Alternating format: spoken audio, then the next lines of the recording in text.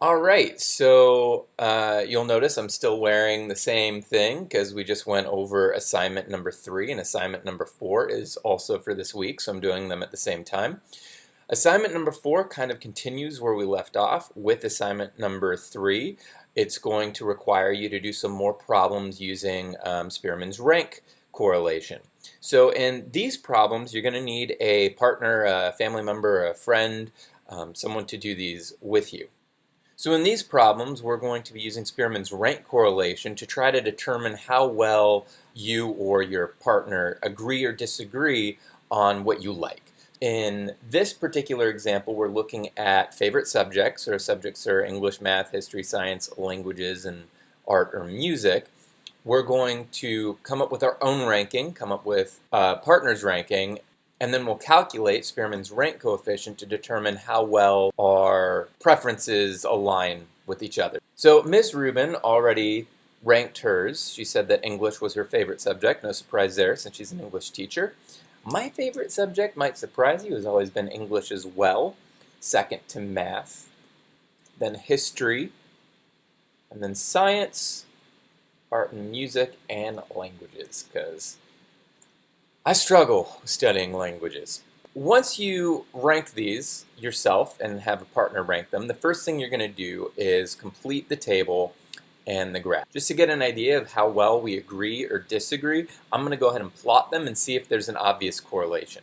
I'm going to take my choice and go with my neighbor's choice or Ms. Rubin's choice.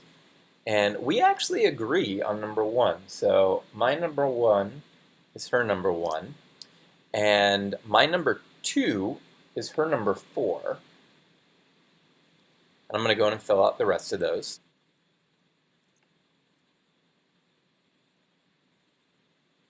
Even though it's not asking me to predict what the Spearman's rank coefficient is going to be, I would kind of like to predict it just to see. I noticed some very interesting things here. First of all, we agree on 2 of them exactly. So we agree that English is our number 1 and art and music are our number 5.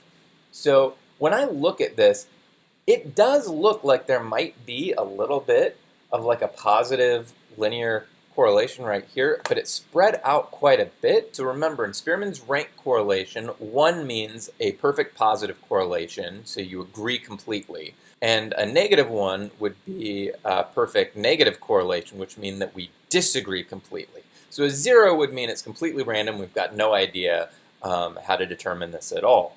So I'm going to predict that our rank correlation here, so this is my prediction, I'm going to predict that that's going to be about 0.5. Remember that Spearman's rank correlation coefficient is R is equal to 1 minus 6 times the sum of the differences squared between the rankings divided by n being the number of the rankings, in this case there's 6 of them, times n squared minus 1.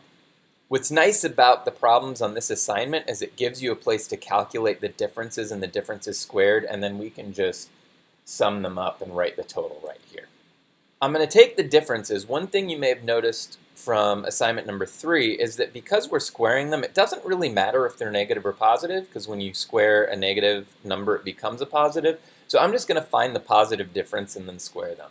So 1 minus 1 is 0, 2 minus 4, 4 minus 2 is 2, and I'm going to do the rest. And then I can go ahead and I can square these. 0 squared is 0, 2 squared is 4, and so on and so forth. If I go ahead and add these up, I've got 18. And I now have the sum of the differences squared, so this value right here is 18. So I can calculate R by just taking 1 minus 6 times 18 divided by the number of the rankings.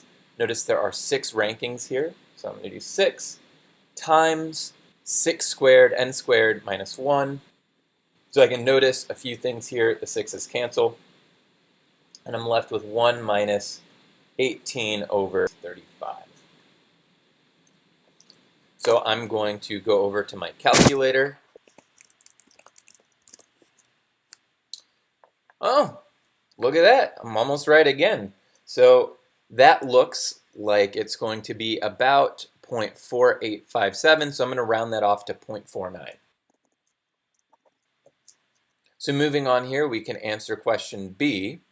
Does the rank coefficient appear to match your graph? And I would say that the rank coefficient does appear to match the graph because it does look like there is a positive correlation, but it's very weak because they're spread out. So the positive correlation isn't going to be close to 1, it'll be weaker, so 0.5 is a nice, I guess, weak positive correlation. So I'm going to write that out and say the rank coefficient does appear to match the graph because 0.49 indicates a weak positive correlation.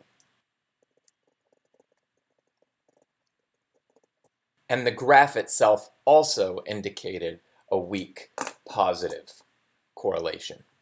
So thank you for watching this video. If you have any questions, please be sure to email me or your Course 3 teacher. If you are in my class, you can go ahead and check Google Classroom. It looks like there aren't a whole lot of assignments to practice this on, so I'll be posting more. And if you're in the other teachers' classes, they might be posting more as well. So I will see you next time. Stay safe.